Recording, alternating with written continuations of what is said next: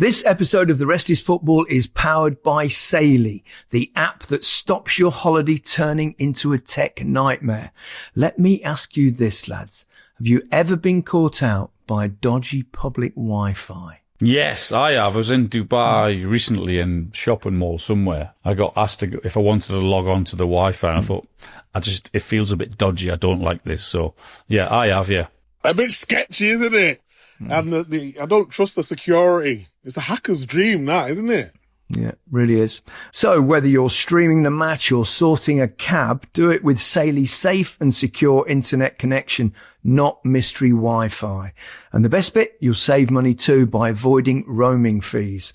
You can download Saily in your app store and use our code RESTISFOOTBALL at checkout to get an exclusive 15% off your first purchase, or just hit the link in the episode description box.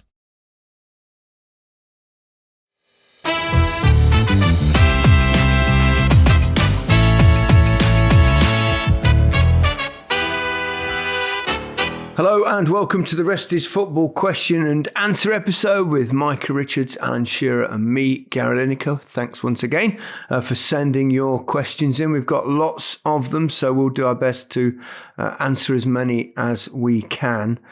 Let's start with Jonathan. Lamal is a superstar, but his diving around when not touched is embarrassing. He is not the only superstar to have done this, like Neymar. Do you think clubs should have a responsibility to teach sportsmanship more and cut out gamesmanship, or should authorities have more power to punish these behaviours? I hadn't noticed Lamal dives around. I don't think that's harsh. I don't see that because he's one of those dribblers that will get caught occasionally. But I actually would go the other way and say that yeah. When I've seen him this season live, I think he's the other way, and he's actually taken the hits. He's gone and tried to stay up as much as he could. I mean, he's going to get whacked because of who and what he is, unfortunately. But I haven't noticed him in that part of the game at all, and I think he's been pretty strong. Can I just ask you guys quickly? You know, sometimes when players dive in forward positions, you're not diving maybe to con the referee. You're diving sometimes to get out of the way of being clattered, aren't you? And then if they don't time the tackle properly, it looks way worse than it actually is. Is that fair? That can happen occasionally. What I would say is that I don't think diving is a particularly common. I think most of the time I think it's changed a lot actually, because people just go down on any contact now. But I think that's been encouraged by the shift in the laws on that, and anyone that squeals or goes to the ground now tends to get a free kick, whether anyone's, just by the slightest nudge. So, but I think going back a while, I don't think anyone actually, not very many people dive, not many. A dive, I would say, is where there's no contact at all and you just lunge into the ground, but often as a forward, if you say got a one-on-one with a keeper and you think you can get there first, and if he's stupid enough to lunge at you and you knock it wide and he hits you, then I don't think there's no divine right for you to jump out the way. So I think most of the times there's a slight difference between buying a free kick or buying a penalty than there is actually blatantly diving. It's a tough one for a referee to call, to say to some, unless it's blindingly obvious, then it's a tough one for a referee to call to say you actually dived there, because you're right, Micah and Gaz, a lot of the time you're actually thinking, I'm actually going to get hit here, so to stop myself getting hit, I'm expecting to get hit, so before I do, then and I get that and I understand that because I've been in that position and it's happened to me several times. But you're also right, Gaz, is when it's the blatant dive, when there's actually no one near you, and it's so embarrassing when that happens. But in terms of no, I haven't seen that in his game at all this season. No. No, neither have I. And I think it's worth giving a shout out to someone in a game where players do go down. I think it's slightly different. If there's a minimal amount of contact now, players go down. It's almost become a non-contact sport. Yeah. But I would say shout out to Lionel Messi, because he was extraordinary. He could be kicked and kicked and kicked, and he just would not go down.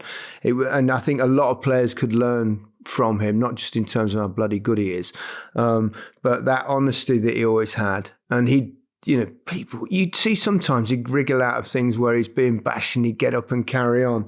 And hopefully Lamine Yamal will take that on board, because, I think that's a bit of unfair criticism. I wonder if that is a certain Real Madrid fan. Are you, Jonathan? Are you? Maybe.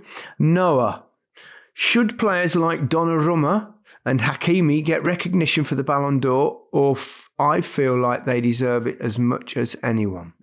I would agree in terms of recognition and all of those things, but I mean, a right fullback or attacking right side defender, and a goalkeeper getting Ballon d'Ors. Well, look at Micah's face here. Hold on. Look at Micah's face. I wondered where you was going with that.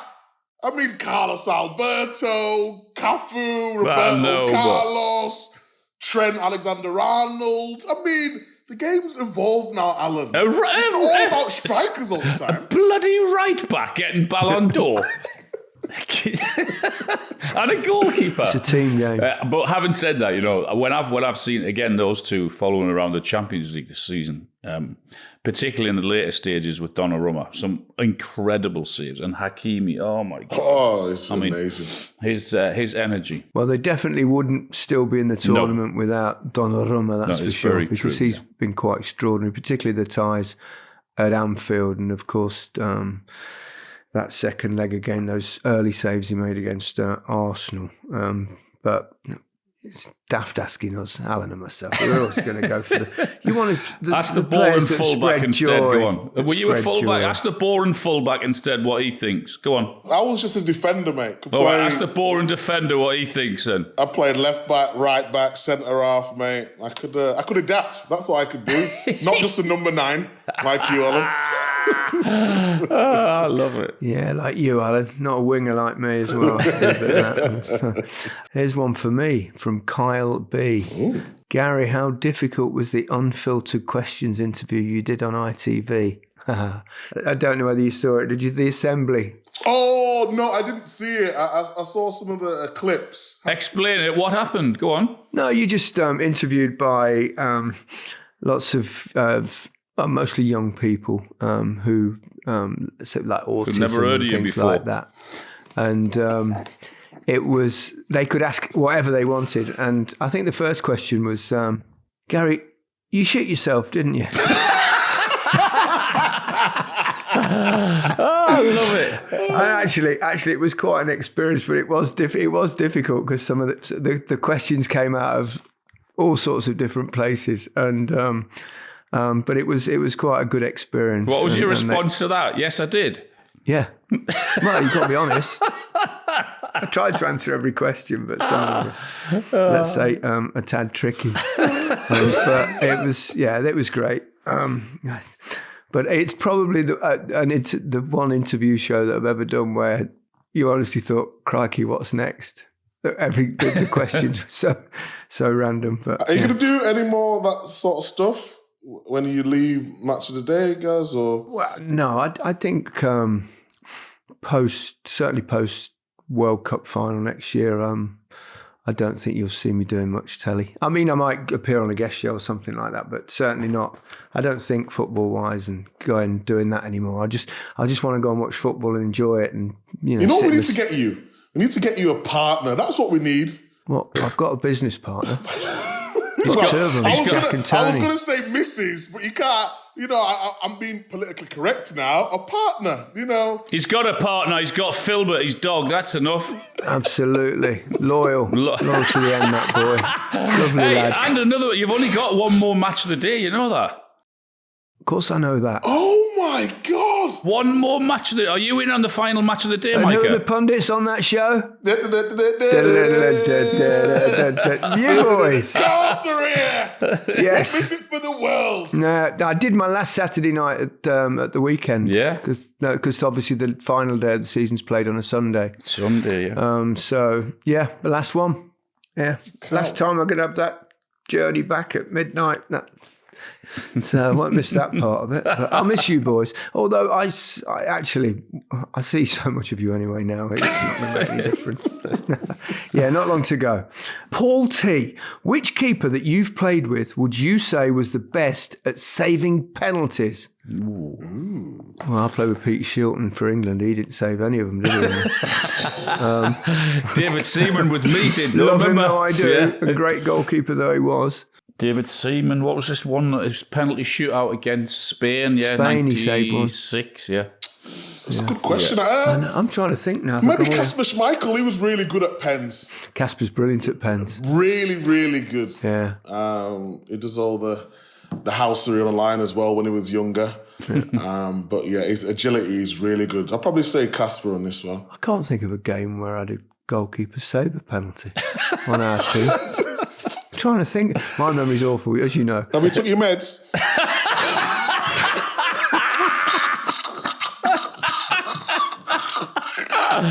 God, you should have been on the assembly. Gary, have you taken your meds today? Yes, I have. No, I've not actually. It's too early in the morning. I'm genuinely trying to think who made some penalty saves. There's a few against me, obviously, but can't think.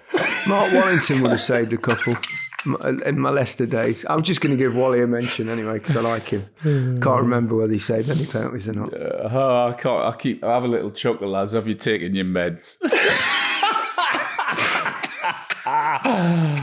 That's why he can't get a girlfriend. He hasn't taken it because of his lack of meds. I've got my alarm goes off at 10 a.m. to take my meds. Oh my God. Let's pause there. Before we go to the break, time to check on the best worst team, Tunley Athletic. The grassroots side was spotted by our partners Specsavers as being in need of a miracle, or at least a working offside trap. Harry Redknapp's taken the reins and he's brought in sporting superstars like Luke Littler and Ella Toon to try and turn this season around. It's the business end of the season, so Harry's got one last roll of the dice, which has got us thinking, which managers from our careers have been the best at passing on those pearls of wisdom? I think it depends on your character, whether you need the good old-fashioned kick up the backside or whether you need some love and an arm around you to say how great you are, even though you might not be. What did I respond to best? A bit of both, I think. At times, the love where Bobby Robson was incredible, the man management and what he used to do, and to just to get you to sort of love him and respect him, and you did, and then you wanted to run through a brick wall for him. But in the early part of my career, I had Chris Nicholl, who used to chuck milk bottles, whatever was available in the dressing room to try and get you to do something. So milk bottles out. Yeah, milk bottles. Actually, glass milk bottles. Can you remember them, Micah? You remember those? Yeah, I remember them. The milkman come in and drop in the milk and the little orange juice as well. What about you? What did you respond to, Micah? I used to love the tough love, Mancini. I mean, he was quite brutal at times, though. He'd call you out in the media and all that sort of stuff.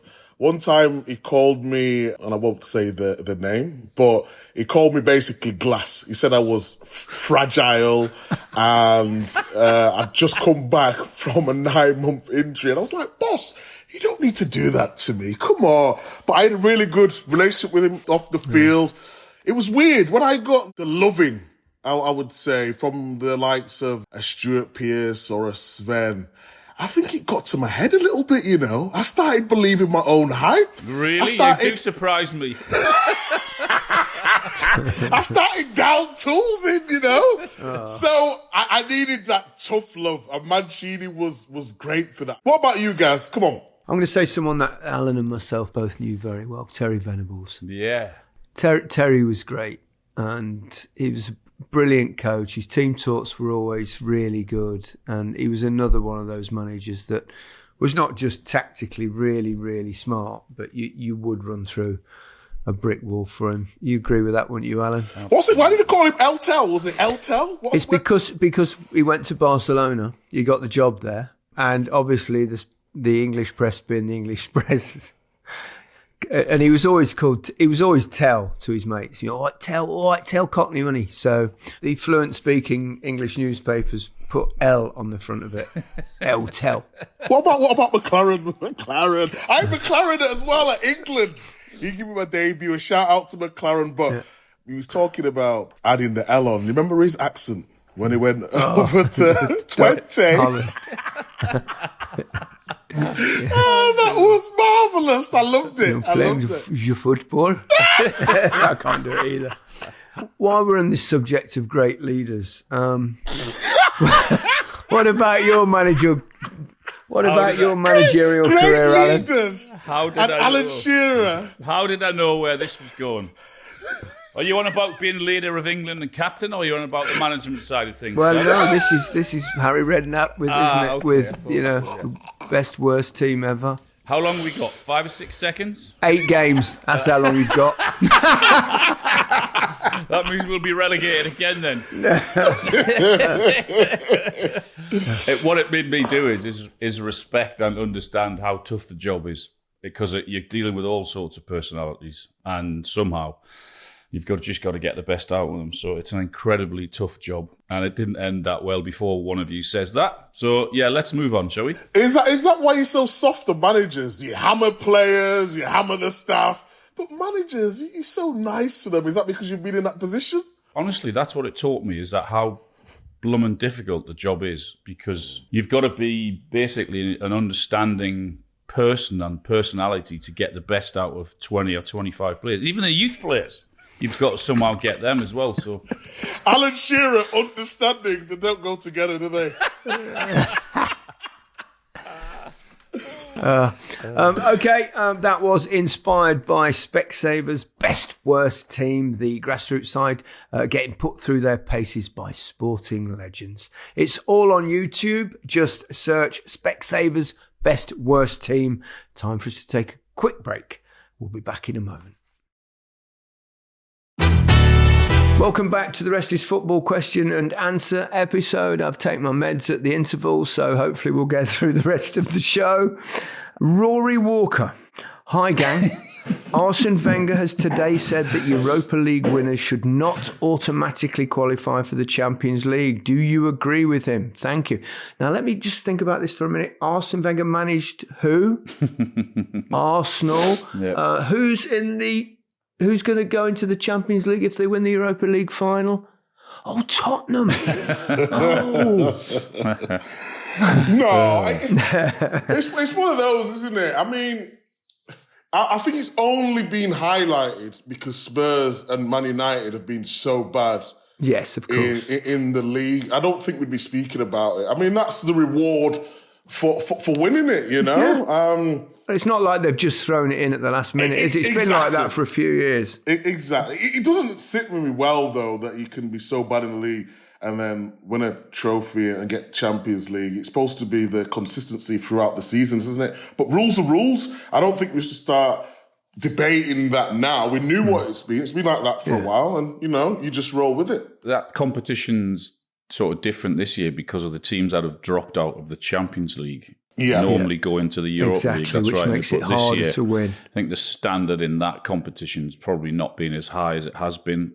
Maybe hence why teams that are going to finish 4th and 5th bottom likely in the Premier League are going to the final, and one of them's going to be in the Champions League. I mean, it's incredible, isn't it, really, when you think about it? 4th and 5th bottom of the Premier League, Man United and Spurs, all round about there. It's, oh my goodness. It's like, wow. He actually raised one other issue that I saw he was doing punditry on somewhere. And it's going back to the Barcelona game. And you remember when Kubasi committed the foul and they gave a penalty. And Wenger said, I don't like VAR using slow motion to have a look at that sort of thing. He said it was a decent challenge. If he got his foot in the way, he got his foot in the way. I've actually thought that for a while because I think slow motion, particularly super slow motion, can be very, very deceiving and make things look different than they actually are. And I don't think that's a bad shout, because if you think about a clear and obvious error, that phrase which is so difficult to define. Well, they've got away from it now, though, hasn't it? If you can see it at normal speed and it looks like that, then that's probably more clear and obvious. If you have to go into something and look at it in super slow motion, then it's not a clear and obvious error. It's moved on so much from what they started out to where it is now. I mean, they just got some of the wording so wrong to begin with that we've gone a different way to what it was brought out 4 years ago? Something like that? 3 years ago? Can't remember. Yeah. Mike Merton, question for Micah. Are Spurs better without Harry Kane? That has to be in every episode. I think it's contractually obliged, isn't it, Mike? Okay. So Harry's gone and won his trophy. Yes. Fair play to him, buzzing for him. But what if Spurs go win the Europa League? That would say they're a better team without Harry Kane. Harry Kane's better off, and so are Spurs. But does it mean that Spurs are a better team without him? Oh, okay. Just because how you win do you something. define a better team? Is it by silverware or is it just by performance? The question's to you. I think the overall view, isn't it? I think league position, personally, gives a better judgment of where you are. Yep. They finished 5th last season, though, didn't the Spurs? They had loads of injuries. Yeah. So if they go win a trophy this season, I would say it's a fair deal. Can we get a fucking answer out of you then? Right, yes or no, Micah? Are Spurs...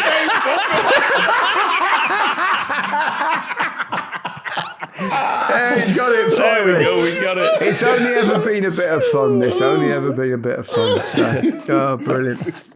A question from Alex. Should Liverpool rely on Conor Bradley as their right back for the foreseeable or invest in someone like Frimpong in the summer? Frimpong from Bayer Leverkusen, who's been touted, I think, as a possible replacement. But you need two players that can play in that position. Everyone has pretty much two players in every position now. So I guess they will have to make a signing. Yeah. It depends, I suppose, whether they thinking is it a backup right back or do they not see enough in Conor Bradley? I think Conor Bradley's really impressive. Yeah, I like him a lot. I think he'll have a bright future, there's no doubt. But latest news here from friend of the podcast, Fabrizio Romano. Liverpool are advancing in talks to sign Jeremy Frimpong as right back. Liverpool already approached Bayer Leverkusen discussing a £35 million release clause structure. Wow. That doesn't surprise me, but that doesn't mean to say that Conor Bradley's not going to have a bright future, because he is. I think he's impressed me. Whether he's ready to go in full time or not, I guess maybe not. But so that's why they'll get another one in. But you're right; they have to get another one in anyway. Yeah, I think it's a tough one, because when you make this decision and bringing in another right back, it can help you, it can make you raise your game, or it can sort of hinder you. I think Conor Bradley, given running a team, I actually think he's very good, guys. I think he's good going forward. He's intelligent with his runs. He can do the one-on-one defending as well. The only question mark would be, can he do it on a consistent basis, you know? When he's coming in when he came in for Trent, the mindset of a sub is different to a starter, you know? Coming in and filling the void for a little bit. I won't say it's easier to do, but it's just a different mindset in the way you approach it. No mistakes, aggressive. When I was watching the game the other day, he made a tackle in the first minute of the game and he got the fans. He's a Liverpool player. He really is. I just think... Why would you say it would hinder you if someone else came in? Because you're confident. You can lose your confidence a little bit. So when we was at the takeover at Man City, every window we was linked to the best player in the world, and then he'd go to Madrid or want to go to Barcelona, then it'd be the third best, then it'd be the fourth best. And you could just see the confidence in the dressing room, just slowly but surely saying, oh, why are they looking at people in my position? I'm good enough. Look how well I've played this season and I'm still improving. And then the mindset of the players just changed overnight. And then you see the performances, and then what happens is you go in, you don't play. So if Conor Bradley starts the season and he has, 2 good games, but 3 bad games, all of a sudden he's getting questioned already. Whereas Trent, because he was ridiculously good, when he come into the side, he was getting assists, he was getting the goals, and all the defensive stuff was sort of put on the back burner because he was so good going forward. So Yeah, I think another one would help, but I think if Frimpong comes in, he's coming as number one, which could be difficult for Bradley to deal with because I think he's good enough to be playing week in, week out. Yeah, he's very young though. And if he gets the opportunity, and he has done so far and grasps it, then he can keep whoever they bring in out of the side. The other thing, of course, is that, they're talking about a left-back as well. Yeah. So, that duo over the years incredible. Of Trent Alexander-Arnold and Andy Robertson, have been incredible. The pair's been fantastic. Final and very important question. It says here, if you had to have either Gary, Alan or Micah's hair, whose would it be? You can't pick your own. Well, it wouldn't be fucking Al's, will it? You ain't having my hair. I think this should be a question for Alan. But hold on. You actually suit a bald head, though. You know that. Yeah.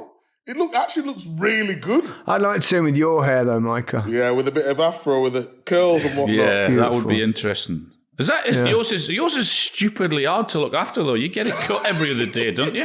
It is, yeah. I mean, that's because he likes to look sharp. Yeah, you look at the lineup. It's had a couple of days, so it's not as sharp as it should be. But come the FA Cup final, it'll be razor. The FA Cup finals to come, of course. Yeah. Looking forward to that at the weekend. So you wouldn't want the silver fox then, would you not, Micah? I don't know. I think Gary pulls this off nice. How old are you now, Gaz? 63, 64? Yeah, 64. 64, yeah. If I've got hair like that at his age, if you had hair like this, it would look a bit odd, wouldn't it? I mean, as I would look odd with your hair.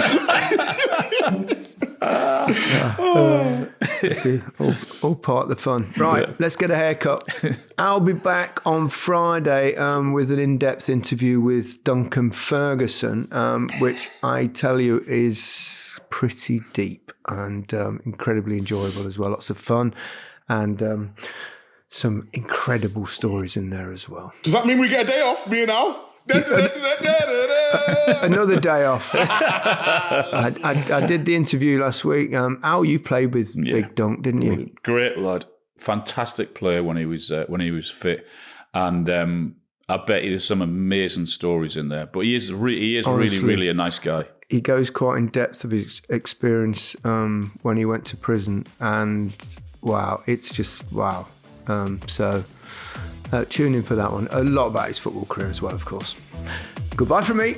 Goodbye from me. Goodbye from me.